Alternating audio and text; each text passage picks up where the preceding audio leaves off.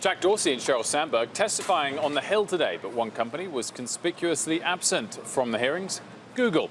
Congress left an empty chair beside Twitter's Dorsey and Facebook's Sandberg after Google CEO Sundar Pichai and co-founder Larry Page both declined invitations to testify. Here to talk about what this means for Google is Pulitzer Prize-winning journalist, formerly of the Washington Post and author of The Google Story, David Weiss. Very good afternoon to you, David. Thanks for joining us. I mean, why don't you think Google came, and how will it be framed that they didn't show up? Well, I think when the king summons you to the castle, you show up. And I think Google's failure to show up today is going to be seen as arrogant in Washington. It's the kind of thing that would never have happened at Google 20 years ago. And I think they didn't show up because there were some things they didn't want to talk about. Well, what would be those things they don't want to talk about? And I guess, how would they imagine that staying away from the hearings would kind of insulate them, perhaps, from criticism? Well, I think they didn't want to talk about the fact that senior management is planning to re-enter China with a censored search engine that will enable the Chinese government to tell Google exactly what results it cannot show to Chinese citizens. And I think, secondly, it didn't want to talk about the allegations from President Trump and others that search results have a liberal bias.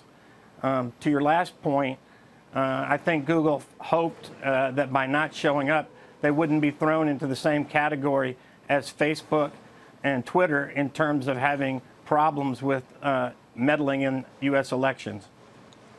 David, who did best out of Sandberg and Dorsey today, and do you think it's justified that the Twitter share price was down the most?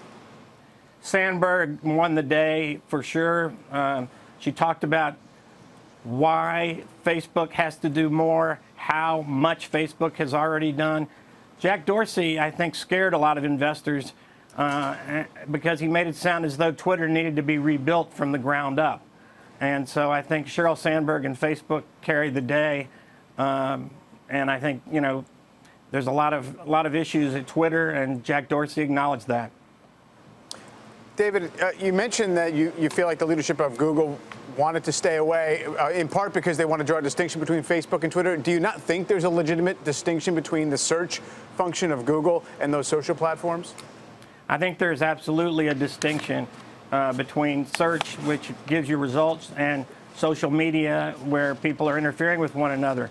But Google owns YouTube, and YouTube has had problems with interference in elections and other things. Google just took down off YouTube dozens and dozens of videos and other material. So I think that while they're different, Google suffers from some of the same problems.